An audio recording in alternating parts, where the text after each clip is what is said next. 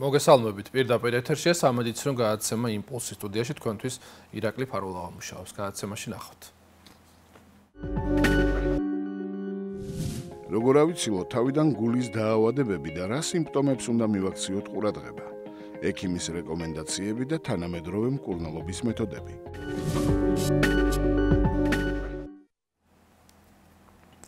გულსიზარხვა დაავადებები დღეს ერთ-ერთ მთავარ საფრთხედ რჩება საზოგადოებრივი ჯანმრთელობისთვის. პრობლემა ხშირად ფარულად ვითარდება და სიმპტომები მძიმე გართულების ეტაპზე იჩენს თავს. რიცხვები შემაშფოთებელია. გულის შეტევისა და სხვა კარდიოლოგიური გართულებების შემთხვევები წლიდან წლამდე მატულობს, მათ შორის ახალგაზრდებშიც.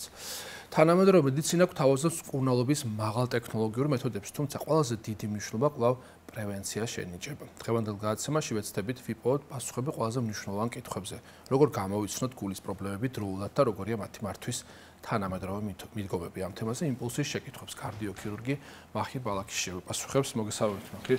დიდი მადლობა სტუდიაში სტუმრობისთვის და დიდი მადლობა დაპატიჟებისთვის. და სანამ კონკრეტულად დაავადებებზე მათი მკურნალობის თანამედროვე მიდგომებზე ვისაუბროთ, მოდი ვისაუბროთ იმაზე, თუ რომელი დაავადები, გულის რომელი პრობლემები გვხვდება ყველაზე ხშირად და რის გამოც მიმართავენ კარდიოლოგებს, კარდიოქირურგებს, ინტერვენციონისტებს და ასე შემდეგ. კი ბატონო, დღესდღეობით გულსისხლთა დაავადებები კვლავ პირველ ადგილზეა.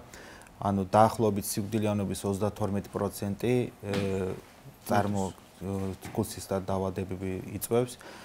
აქედან პირველი ადგილზე არის კორონალური არტერიების დაავადებები, ჰიპერტენზია, გულის უკმარისობა, არითმიები, გულის ანევრიზმები, სისწარღვების ანევრიზმები, რომელიც პირველი ადგილზეა დღესდღეობით გულსისხლთა დაავადებებს შორის. ანუ გულის დაავადებები და მასთან დაკავშირებული გართულებები. ეს არის ერთ-ერთი მთავარი მიზეზი, რის გამოც შეიძლება ადამიანს შეექმნას სერიოზული პრობლემა ჯანმრთელობის კუთხით. როგორც წესი ყოველთვის იწყება გულის პრობლემები გარკვეული სიმპტომებით. ანუ გული გვაძლევს გარკვეულ სიგნალს, მაგრამ ხშირ შემთხვევაში ეს სიმპტომები შეიძლება ფარულად მიმდინარეობდეს. რა თქმა უნდა, ანუ ხშირ შემთხვევაში ფარულად მიმდინარეობს, მაგალითად ათეროსკლეროზის დაავადებით გამოწვეული სისწარღვების დაზიანების დროს ეს შეიძლება ფარულად განვითარდეს, ანუ გაქრონიკდეს. ანუ უშუალოდ შეტევა როცა არის უკვე მწვავე პერიოდია, მაგრამ ქრონიკული შემთხვევაში ანუ სტენოკარდიული ტკივილები, ქრონიკულად გულის ტკივილებს იწვევს, ან არითმიები, შორს წასულ გულის უკმარისობა, ეს არის უკვე ფარულად განვითარებული გულის დაავადებები. და მოდი დავიწყოთ იმაზე საუბარი. პირველ რიგში როგორ მიდის ადამიანი გულის პრობლემებამდე? რა იწვევს გულის დაავადებების განვითარებას, რა ფაქტორები უწყობს ხელს? არ აქვს მნიშვნელობა ეს ფარულად იქნება აშკარად გამოვლენილი და სიმპტომები, რომელმაც შეიძლება ექიმთან მიიყვანოს, რას მიუყავართ გულის დაავადებები? კი ბატონო, ანუ პირველ რიგში გამომწვევი მიზეზები არის თამბაქოს მოხმარება, მაღალი არტერიული ჰიპერტენზია, რომელიც პაციენტი არ აკონტროლებს, დიაბეტი მაგალითად, არაჯანსაღი ცხოვრება, უმოძრაობა, სიმსუქნე. ეს პირველ რიგში არის გამომწვევი პირობების შორის პირველ ადგილზე. შემდეგ მიმდინარეობა, ანუ გარკვეული ასაკის შემდეგ უკვე იწყება გულის სისწარღვების ან კედლების დაზიანება ათეროსკლეროზული ფოლაქებით და გარკვეული პერიოდის შემდეგ უკვე კრიტიკული ზღვარზე როცა მიღწეულია ეს სტენოზის ხარისხი, უკვე იწყება პაციენტებთან ტკივილი, ანუ სიმპტომების განვითარება. ხშირ შემთხვევაში, რა თქმა უნდა, ფარულად მიმდინარეობს, პაციენტები შეიძლება ისეთი ეტაპზე მიმართოს ექიმს, რომ ანუ გადაღების ან გამოკვლევის შემდეგ უკვე შეიძლება ინფარქტიც ჰქონდეს გადატანილი, ანუ პაციენტმა ეს ვერ შენიშნა, ან შენიშნა და ურადღება არ მიექცია ადვილად გადატანა. ოპერაციოც კი იყოს. რა თქმა უნდა. და როგორც ვიცით, რაღაც გარკვეული სიმპტომები, რომელიც ახასიათებს ხშირ შემთხვევაში სხვა დაავადებებთანაც შეიძლება ასოცირებული იყოს. ანუ როგორ შეიძლება ადამიანი განასხვაოს აი ეს გულთან დაკავშირებული პრობლემები სხვა ორგანოებთან დაკავშირებული პრობლემებთან, იმიტომ რომ ვიცით, რომ რაღაცა ეს გულის მიდამოში არსებული ტკივილი, რომელიც ვსადდება მარცხენა ხელის მიდამოში, ანუ irradiatsias, რასაც ვეძახით, ეს შეიძლება სხვა კუჭთან დაკავშირებული პრობლემებთან იყოს, ასევე როგორ ხდება განსხვავება? კი ბატონო, ხშირად არის მომართვიანია, მაგალითად ანუ პაციენტი მოდის შეშინებულია, რომ აი მაგალითად აქვს გულის არეში, ხა კლასიკურად ყველა მიცის, რომ ანუ გულის არეში ტკივილი, მარცხენა ხელის დაბუჟების როცა არის, ანუ სულგონიათ გულის ტკივილია. რა თქმა უნდა, მაგის განსხვავება ადვილია. პირველ რიგში მინდა გითხრათ, ანუ გულის ტკივილი, აი გულის არეში ტკივილი როცა აქვს პაციენტის, ანუ არ გრძელდება დღეებით, საათობით. ანუ დაახლოებით 5-დან 7 წუთამდე არის გულის ტკივილის ხო მე რაღაცა უნდა მოყვეს.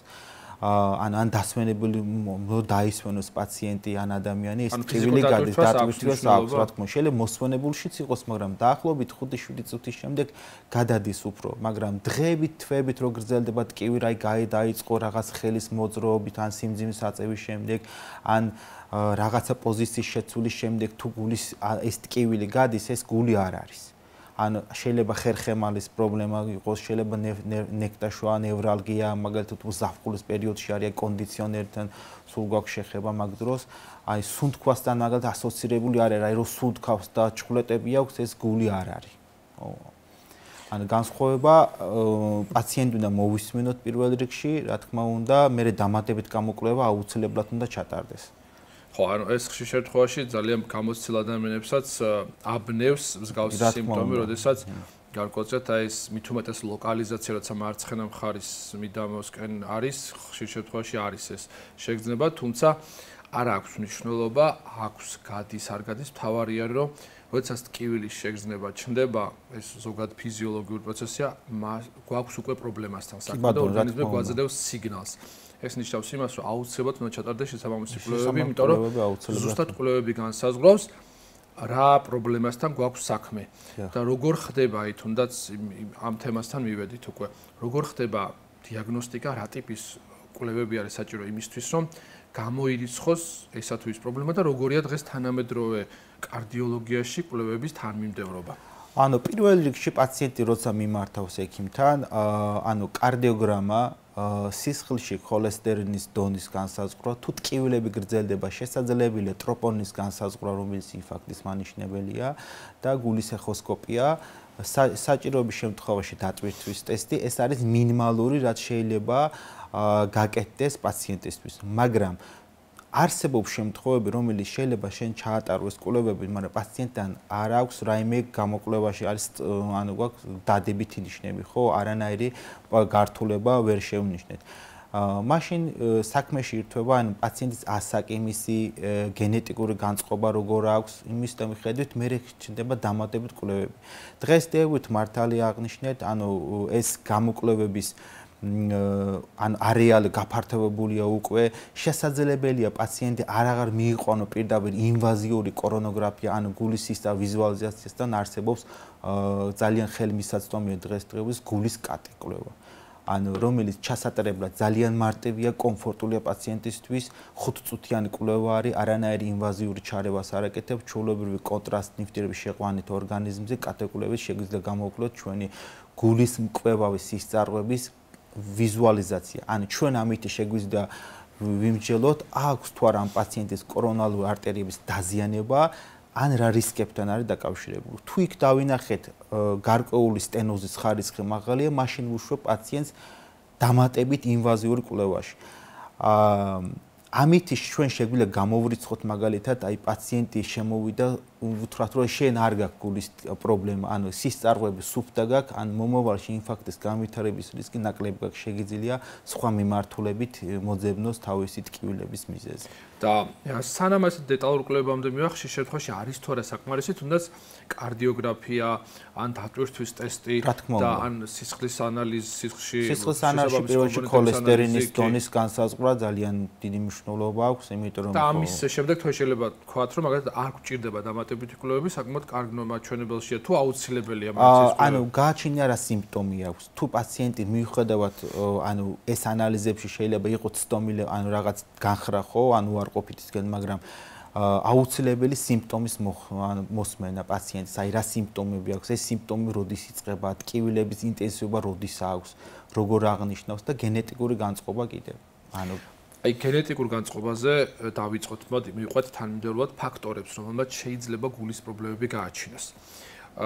პირველ რიგში ალბათ მნიშვნელოვანი როგორც ყველა დაავადების დროს გენეტიკური წინასწარ განწყობა. როგორია დღეს დამოკიდებულება ექიმების ამ რისკ ფაქტორის მიმართ.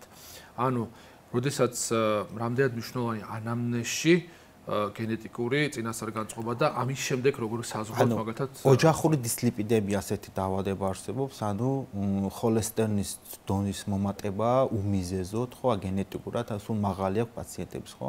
მეორე მხრივ აი ოჯახში მამა, დედა ან ბიძა, რომელიც ახალგაზრდა ასაკშია გარდაცვლილი გულით.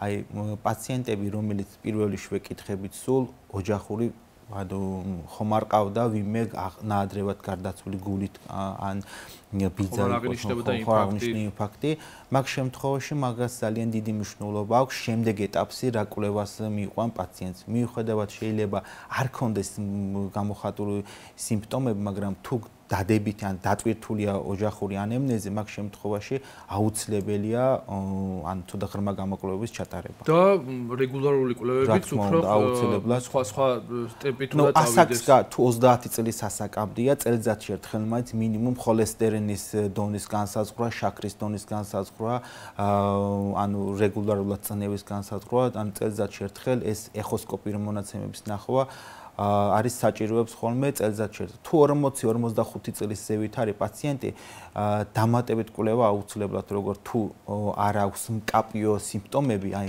მინიმუმ კატეკულება მაინც რო ჩატარდეს, კარგი იქნება რომ გამოჩნდება გულის სისწარღვების ვითარება.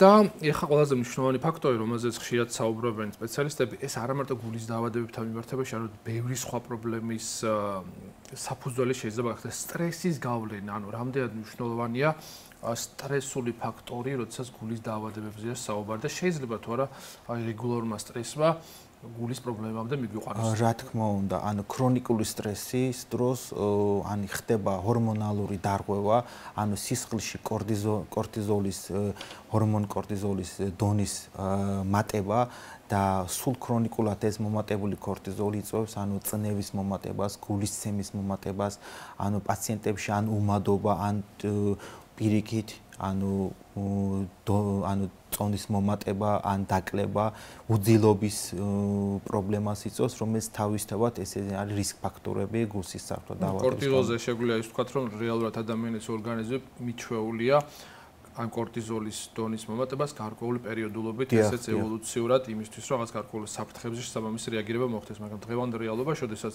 ირგვლივ უამრავი გამღიზიანებელია, დაწყებული სოციალური ქსელებიდან დამთავრებული სხვადასხვა სიტუაციით მსოფლიოს გარშემო ეს კორტიზოლის ზონე რეგულარულად მატულობს თუ ამას ყველაფერს ამატებს ცხოვრების წესს რომელიც დაკავშირებულია კორტიზოლის მომატებასთან ბუნებრივია რომ ორგანიზმი ამ რიტმს მიჩვეული არ არის და ის უკვე ვეღარ რეაგირებს ადეკვატურად შესაბამის ფაქტორს. ასევე თანამედროვე და ახალი და მნიშვნელოვანი ფაქტორია თამბაქო და ალკოჰოლი. შეიძლება თუ არა ვთქვათ რომ ალკოჰოლის მოხმარება და თამბაქოს მოხმარება იმაზე უფრო მეტად სერიოზული რისკ ფაქტორია ვიდრე თუნდაც გენეტიკური წინასწარ-განწყობა. ანუ ყოველთვის თუ გადახედავთ, აი თუ დაგუგლავს პაციენტებს რისკ ფაქტორებს ზებნას თუ როცა დაიწყებს, თუ ნახავთ პირველ ადგილზე ყოველთვის მაინც ალკოჰოლი და თამბაქოს მოხმარება მოდის. მე მაგალითად ამას დავამატებდი აი დღესდღეობით აი მარიხუანის მოხმარებაც, ხო? ესეც პირველი შეიძლება ჩაითვალოს, რომ თამბაქო და მოსაწევები აზიანებს სისწარღვების კედლებს. ანუ ალკოჰოლის რეგულარული მიღება არის ძალიან ცუდი, აი მაგალითად ყველაფერს თავისი ნორმა აქვს. ერთხელ ადამიანი 3-4 ჭიქა რო დალიოს რამე სასმელი თვეში ერთხელ, ანუ რაღაც გარკვეულ პერიოდში ეს არ არის მავნებისთვის, ხო, მისი ორგანიზმი შეიძლება მისი გაანეიტრალოს. მაგრამ თუ ადამიანი ამას სისტემატურად ღებულობს, ძალიან სისტემატურად და ისეთი რაოდენობით, ეს უკვე იწვევს ერთი შეკითხვა ალბათ, რომელიც ხშირად ჩნდება პაციენტებში დარწმუნებულია. თუნდაც ოპერაციის შემდეგ ექიმო ერთ ჭიქას დავლე, ორ ჭიქას დავლე. აი ამის მიმართ როგორია თქვენი პასუხი? აი ძირითადად სულ პაციენტებთან ამას ვაჭრობა გვიწევს, უხეშად რო თქვათ, რომ აი რამდენის დალევა ალკოჰოლზე ვაჭრობა. კატეგორიულად თამბაქო აკრძალულია, ანუ პირველი დღიდან ვეუბნებით ჩვენ, რომ თუ თამბაქოს მოწევას გააგრძელებ, ანუ ჯობი არ გააკეთოს, ისევ მოხვალ. ანუ შეიძლება მეორე მოსვლაზე მე ვერ დაგეხმარ. იმიტომ ეს არ არის ეს რომ ოპერაციას აკეთებ, ამით ყველაფერი დამთავრდა, ხო? ანუ ეს პირველად ოპერაცია კი ბატონო მარტო განმეორედ ოპერაცია 50%, ანუ გართულება და გარდაცვალების რისკია. ალკოჰოლთან დაკავშირებით ან ჩვენ სულ მასევე უნდა პირველი 3 თვე თავი უნდა შეეკავოს, მაგრამ ჩვენ რეალობა ისეთ რეალობაში ვცხოვრობ, მაგალითად სულ შეხება გვაქვს αλკოჰოლთან, აი სადაც არ უნდა წავიდეს სუფრად დაბადების და სულ ალკოჰოლი შეხება. ერთი ჭიქა დამილია რა, დამილოცე. ანუ ერთი ჭიქით რამეს არ დააზიანებს, მაგრამ თუ ამას გააგრძელებს, მაგალითად უყვართ ხოლმე ყოველ შუა დღისას, ანუ ჭამის დროს, ანუ დალევა, მაგალითად ერთ პერიოდი იყო წითელი ღვინოზე იყო მითი, რომ აი წითელი ღვინო ხოლესტერინს ამცირებს ან ამაზე კვლევა ჩატარდა. სწორად აღნიშნეთ მითი, იმიტომ რომ რანდომიზებული კვლევებით დადასტურებულია, რომ არ აქვს მნიშვნელობა რა დოზა იქნება ამ შემთხვევაში ალკოჰოლის მოქმედებას აკუმულაციური ეფექტი და ის თითქოს რაღაცა რომ 1 ჭიქა, 2 ჭიქა, 3 ჭიქა ეს შეიძლება სასარგებლო იყოს, არა, იმიტომ რომ რეალურად ალკოჰოლი როგორც ნივთიერება, რომელიც არ აქვს მნიშვნელობა რა დოზით იქნება, არის უარყოფითად მოქმედებს არა მარტო გულზე, სიძაღლეზე, არამედ ძალიან ბევრ სისტემაზე და ამ შემთხვევაში საუბარი გვაქვს იმაზე, რომ პრაქტიკულად სრულად უნდა გამოირიცხოს. ეს არ არის რაღაც ფიზიკური დატვირთვა, ეს არ არის სხვა ისეთი საშუალება, რომელიც ეხმარება ორგანიზმს ტონუსში და სხვა აქტიურ ცხოველმყოფელობაში. ამ შემთხვევაში საუბარი გვაქვს ქიმიურ ნივთიერებაზე, რომელიც მავნედ მოქმედებს და არ აქვს მნიშვნელობა როგორი იქნება, ამიტომ ალბათ არათუ 3 თვე, არამედ დიდი ხნის განმავლობაში, რაც შეიძლება უარი თქვა ალბათ რაღაცას დავამატებოდი შეამოწმე, ან მაგალითად, აი მედიცინაში სულ პაციენტებს უხსნ, მედიცინაში არ კეთდება რამე კვლევა მაგაზე. აი რამდენი ჭიქა დალიოს ადამიანი და იყოს ჯამთელი. ალკოჰოლი არ შეიძლება. ანუ თუ არ დატვირთვა. ხშირ შემთხვევაში მოდი ვთქვათ, რაღაც არსებობს რაღაც საზღვარი, ხო? როგორ რა მნიშვნელობა ფიზიკურ დატვირთვას არის თუ არა ზომიერი ფიზიკურ დატვირთვა სარგებლო და არის თუ არა პირობითად აი ეს გადატვირთვა ძალისმიერი ვარჯიშები, სავარჯიშო დარბაზები და ასე შემდეგ შეიძლება იყოს თუ არა გულისთვის მავნე. აი როგორია თქვენი დამოკიდებული ვარ. რა თქმა უნდა, ანუ ფიზიკურ როცა ვარჯიშობ, ანუ სავარჯიშო დარბაზში ალბათ ჩემი აზრით პირველ რიგში პაციენტ არ უნდა ადამიანი დაიწყოს თვითონ ვარჯიშის არ უნდა განსაზღვროს. აუცილებლად სპეციალისტგან, მაინც თუ მისი აყვანა ახლა დღეს ფინანსური საკითხებია, მაგრამ რჩევა მაინც მოიკითხოს, როგორ უნდა დაიტვირთოს პირველ რიგში. სანამ დაიწყებს, ალბათ უნდა პირველ რიგში გამოიკვლიოს საკუთარი ორგანიზმი. აუცილებლად პირველ რიგში გამოკვლევა, აუცილებლად საჭიროა პირველ რიგში ეხოსკოპია, ეს რაც ჩამოთვალეთ ესენი. ანუ დატვირთული ფიზიკური ვარჯიში, აი სიმძიმის აწევა, რომ აი კუნთები განვითარდეს, მე მაგასთან ერთად დამატებით რაღაც საშუალებები არსებობს, ანუ კვებას ღებულობენ, პროტეინებს ღებულობენ, ეს ყველაფერი მომავალში ახალგაზრდა მომავალში ნივთიერება მათ შორის, იმიტომ ძალიან ბევრ აქტიურ ქიმიურ კომპონენტებს იღებენ, მათ შორის ინიექციის სახით, რომელიც შეიძლება დამატებითი დატვირთვა იყოს. ანუ ეს იწვევს გულის კუნთის ანუ ეს გული ან განსაზღვრულია, ანუ ჩვენი ორგანიზმისთვის, ხო, გარკვეული წონა, სიმაღლე და ფართობზე. შენ თუ ამის დატვირთვას გაზრდი, ან მისცემ ამას დატვირთვას, კი, რაღაც პერიოდი იმუშავებს ამ დატვირთვაზე, მაგრამ იმის შემდეგ უკვე ამ დატვირთვას ვეღარ გაუძლებს ეს გული, დაიწყება გულის უკმარისობა, უფრო ანუ პრობლემები მერეჩნდება. და მოდი დავიწყოთ, რა შემთხვევაში დგება მედიკამენტოზური ჩარევის აუცილებლობა, ისე რომ მაგათად ექიმთან მივიდა პაციენტი, განიცადა ჩვენება და არის დაინიშნა შესაბამისი მედიკამენტები. და რა შემთხვევაში დგება ოპერაციული ჩარევის აუცილებლობა? მედიკამენტების დანიშვნა ხდება მაგალითად, აი თუ პაციენტს აქვს, ну, კიდევ ის ხოლესტერინზე გავაკეთებ აქცენტს, აი განსაზღვრა გავაკეთეთ ანალიზებრივად, არის რაღაც თავისი ციფრები და ნორმები, თუ გადახრილია ეს ანუ მომატებულია, მაშინ ინიშნება სტატინები. აუცილებლად თუ პაციენტებს აქვს არითმიები 24 საათიან ჰოლტერ გამოკვლევა კეთდება, იმის მიხედვით ინიშნება ანტიარითმიული საშუალებები, გულის უკმარისების დროს დიურეტიკები, ჰიპერტენზიის დროს ანტიჰიპერტენზიული საშუალებები. ეს არის პირველადი ეტაპი. რა დროს კეთდება გულის ოპერაცია, რა დროს მკურნალობა ინიშნება, ხო, მედიკამენტი, მაგალითად, აი პირველ რიგში უნდა მოხდეს მისი ვიზუალიზაცია, ხო, ან სისწარღვებზე რადგან გვაქვს საუბარი, ან სისწარღვების ვიზუალიზაციის შემდეგ, ანუ გადაღების შემდეგ, ანუ იქ სტენოზის ხარისხი რამდენია, რამდენი სისწარღვეა დაზიანებული, რა მონაკვეთია დაზიანებული, იმის შემდეგ ჩნდება ადგილზევე მკურნალობის ტაქტიკის განსაზღვრა. მაგალითად, თუ ჩვენ გვაქვს აი კორონარული არტერიების სტენოზის ხარისხი დაახლოებით 20%-მდე, ანუ 10-დან 20%-მდე 30 შეიძლება, მაგ შემთხვევაში არ საჭიროებს მაგაზე დამე ან სტენტირების ჩარევა, ანუ ქირურგიული, ინიშნება ჩვეულებრივ რაც ჩამოუთვალეთ ეს მედიკამენტები. და იბარებიან პაციენტს გარკვეულ პერიოდში მკურნალობაზე. ქირურგიული საკითხი ცოტა რთულია, ანუ მაგ დროს აუცილებელია სტენოზის ხარისხი, დაზიანებული სისწარღვის რაოდენობა, გაგეთდება თუ არა აქ სტენტი, ასაკი, პაციენტის თანხლების დაავადებები, მისი წონა-სიმაღლის, სიმსუქნის ხარისხის ძალიან მნიშვნელობა აქვს იმის შემდეგ ჩვენ პაციენტებს შეყვავს ოპერაციას. ეს არ ნიშნავს, რომ ყველა კორონოგრაფ გაკეთებული დაზიანებებით შეგიძლია გააკეთო ოპერაცია. ყველას ვერ გააკეთებ. არის თავისი ჩვენებები და თავისი მოთხოვნები აქვს ამასთან დაკავშირებით. და ოპერაციის შემდეგ რა დრო ჭირდება რეაბილიტაციას, იმიტომ რომ ვიცით რომ დროთაგან ბოლო რამდენიმე წლის განმავლობაში, შეგვიძლია ესე ვთქვათ, არა 10 წლეულების, არამედ წლის განმავლობაში პრაქტიკულად შეიცვალა მკურნალობის მიდგომები, დიაგნოსტიკის მეთოდები, ინტერვენციულ კარდიოლოგიაში ძალიან ბევრი სიახლეა.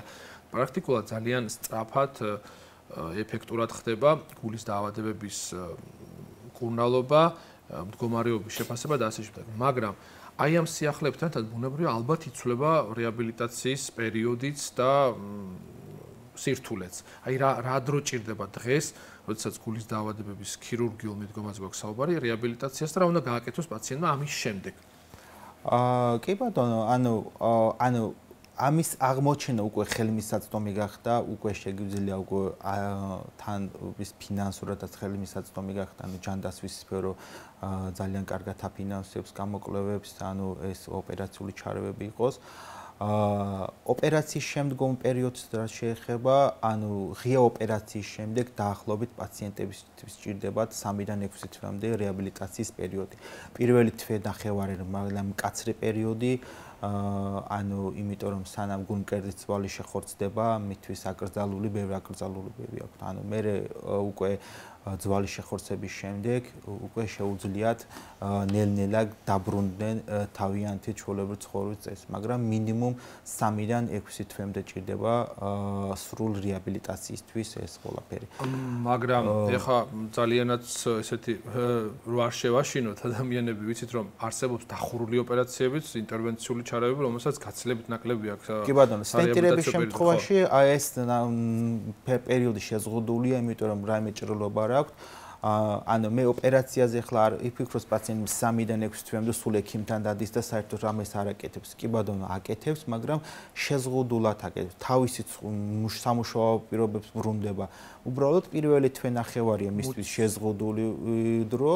დღესდღეობით ახლა მედიცინაც ვითარდება, ვცდილობ მაგალითად მინიმალური ინვაზი, მინიმალური განაკვეთით გავაკეთოთ, უფრო მალე დაბრუნდეს თავისი ცხოვრების წესს, მაგრამ ეს მინიმალური ქირურგიული ინვაზიური ქირურგსაც თავისი შეზღუდვება, ყველა პაციენტს ვერ აკეთებ ამას, ხო?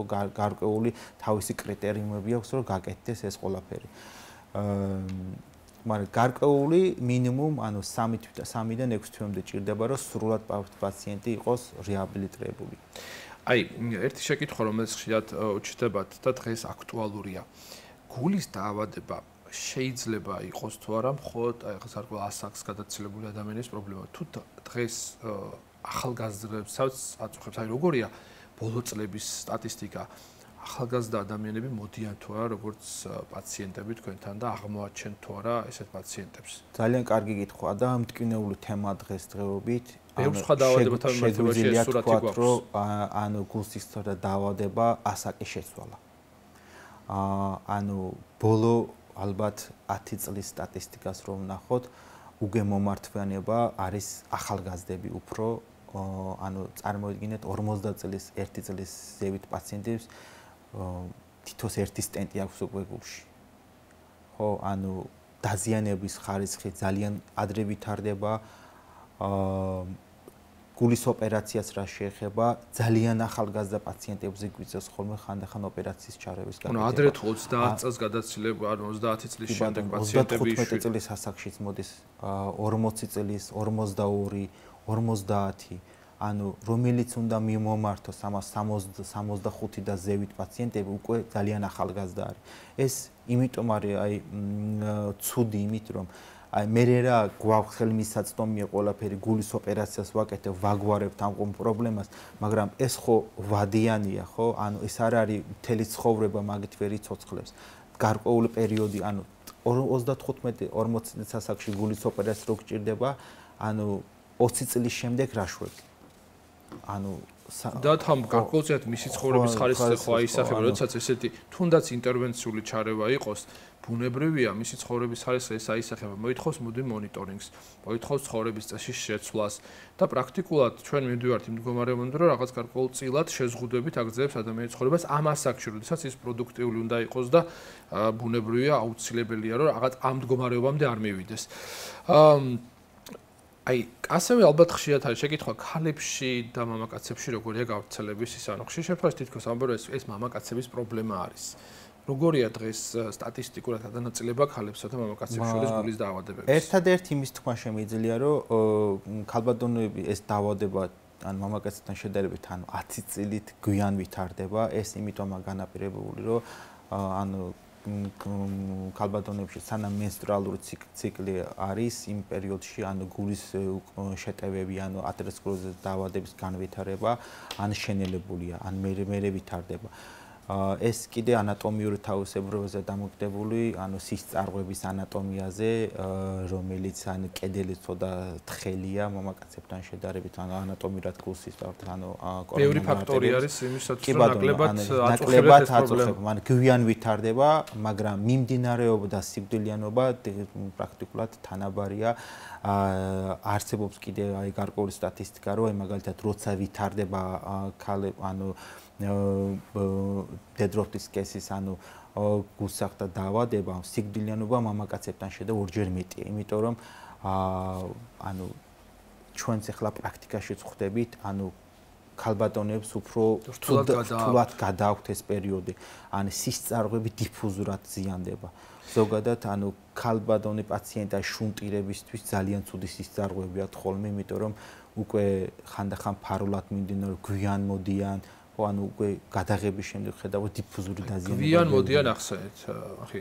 ანუ ამ შემთხვევაში ალბათ უნდა ურჩიოთ პაციენტებს, ადამიანებს, ვისაც აქვს გადაწყვეტილი ჯანსაღი ცხოვრების წესი და მონიტორინგი ამ მდგომარეობის, მამაკაცებს და ქალებს რა საკითხი უნდა დაიწყოს გამოკვლევები. თუ რისკ ფაქტორები არ აქვს, ეხლა ნუ ბუნებრივია ყველა ვერ შეაფასებს გენეტიკურ წინასწარ სხვა ფაქტორებს, მაგრამ ცხოვრების წესიდან გამომდინარე დაახლოებით შეუძლია განსაზღვროს, რომ აი რის წინაშე შეიძლება დადგეს. რა საკითხი უნდა დავიწყოთ რეგულარული გამოკვლევები ქალების შემთხვევაში და მამაკაცების? ჩემი აზრით, აი კაცებისთვის აი 30-ის ზევით უკვე მინიმუმ წელიწადში ერთხელ ქალბატონები 40 წლის შემდეგ მინიმუმ წელიწადში ერთხელ მაინც ჩეკაპ პროგრამა უნდა გაიაროს. ანუ შეიძლება ანუ ფინანსურად ცოტა არ უნდა გაკეთო, მაგრამ წელიწადში ერთხელ რაღაც თავის ორგანიზმისთვის ინვესტიცია ჩადება, მე მგონი ცუდი არ იქნება, ხო? ანუ ერთხელ მაინც მივიდეს სრული ხოლესტერინის დონე იქნება, კარდიოგრამა იქნება, ეხოსკოპია იქნება, საჭიროების შემთხვევაში დატვირთვის ტესტი იქნება, რო ჩაატაროს, ამით ჩვენ ძალიან წინ წავალთ. შეიძლება იმ დონემდე არ მივალთ, რომ აი ან ოპერაცია დაგჭირდეს ახალგაზრდა ასაკში, ან რაიმე სტენტირება იყოს. დიახ. და ბოლოს, ანუ როგორი არის თქვენი რჩევა? რა უნდა გავაკეთოთ იმისთვის, რომ გულის პრობლემა არ შეიქმნას? როგორი უნდა იყოს ცხოვრების წესი, კვება და ფიზიკური აქტივობა? იმისთვის, რომ ეს პრობლემა არ გაჩნდეს. ანუ ჩვენ ალბათ ამით სულ დავღალეთ, ანუ არ დავიღლებით, ჩვენ ამით თქვით, შეიძლება მოსმენით დაიღალა პაციენტი, რომ სულ ერთ იგივეს ვეძახით, მაგრამ სხვა ანუ პრევენცია არ არის. პირველ რიგში კვება, ხო? აუცილებლად, ანუ კვება უნდა ურატყება მივაქციოთ. ძალიან ცხიმიანი, შაქრიანი, მარილიანის შეზღუდვა უნდა გავაკეთოთ. უნდა ვიყოთ აქტიური. ან მაგალითად ფეხით სიარული მაინც თუნდაც, ხო? ანუ დღესდღეობით ყველა ახლო მანძილზე მანქანით მოძრაობთ, ეს ძალიან ცუდია. თუ არის საშუალება, ფეხით მოძრაობა, თუ არის საშუალება, იოლი ვარჯიშები. ანუ მავნეჩვევების თავის დანებება. ანუ სიგარეტი პირველ რიგში ძალიან მავნეჩვევა არის, ანუ სხვა მოსაწევებიც მასთან დაკავშირებით.